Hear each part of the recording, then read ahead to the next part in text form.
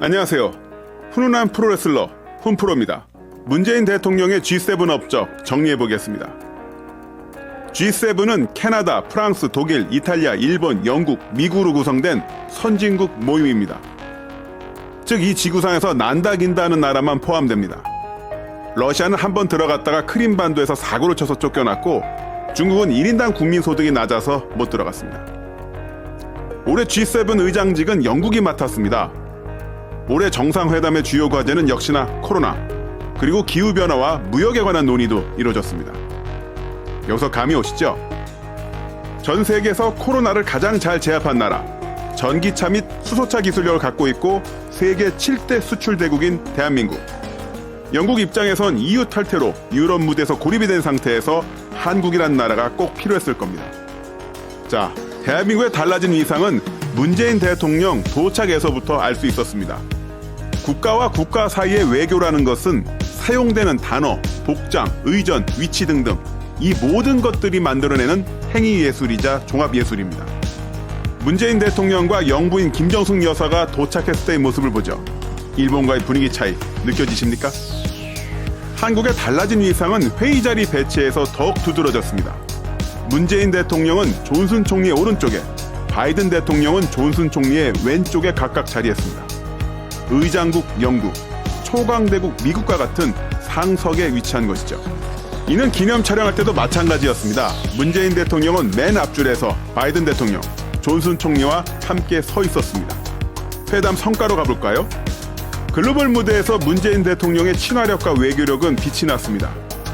바이든 대통령은 문재인 대통령을 보자마자 문 대통령이 오셔서 이제 모든 게 잘 될 것 같다며 인사를 건넸고, 문재인 대통령도 이에 대해 미국이 보낸 얀센 백신이 18시간 만에 마감됐습니다.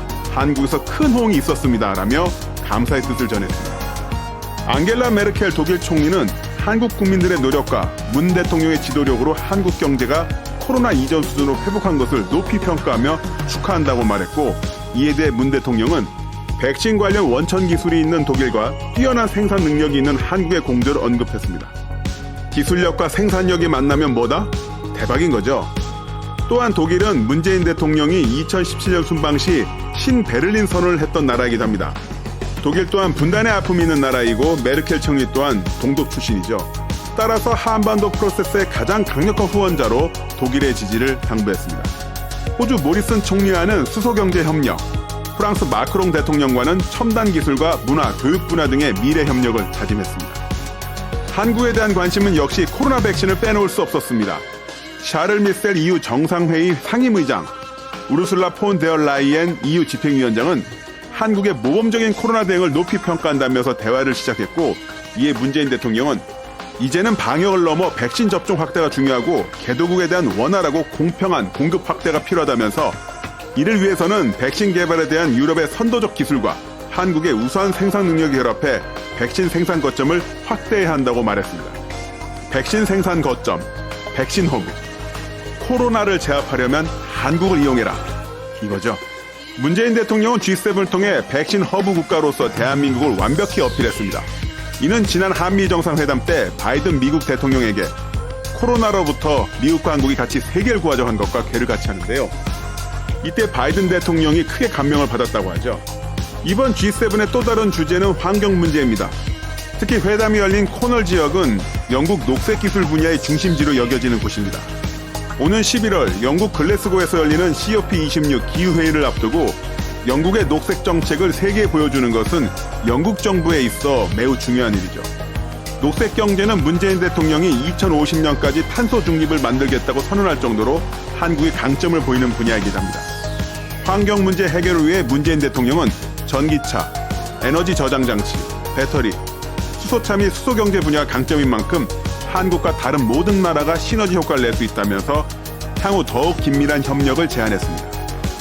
한반도 평화 프로세스 관련해서도 한미 정상회담의 결과, 즉 이전 판문점 선언과 싱가포르 선언의 성과를 계승 발전하는 것을 다시 G7 정상들과의 만남을 통해 못을 박음으로써 일본의 이간질을 막고 중국의 간섭을 배제하는 결과를 만들어냈습니다. 이는 지금까지 항상 미국을 거쳐하면 뭔가 말빨이 먹혔던 소극적 다자간 외교가 아니라 미국과 공조하며 한편으로는 미국의 벽을 뚫은 성과이기도 합니다. 일본 스가 입장에선 영국에 뭐하러 왔는지도 모를 정도로 푸대접받고 별다른 성과도 얻지 못한 반면 우린 너무나 많은 결과물을 가져왔던 G7이었습니다. 이제 대한민국은 세계 어느 나라와 견주어도 뒤질 것 없는 나라입니다. 어쩌면 이런 대접을 받아서 놀랍다가 아니라 이게 당연한 거다라는 걸로 바뀌어가고 있습니다. 그런데 대한민국 언론에선 이런 성과보다 어떤 야당 정치인이 자전거를 탔다는 기사가 일면을 도배하더군요. 앞으로 갈 길이 참 멀다 느꼈습니다. 이상 흥프로였습니다. 좋아요, 구독, 공유 부탁드립니다.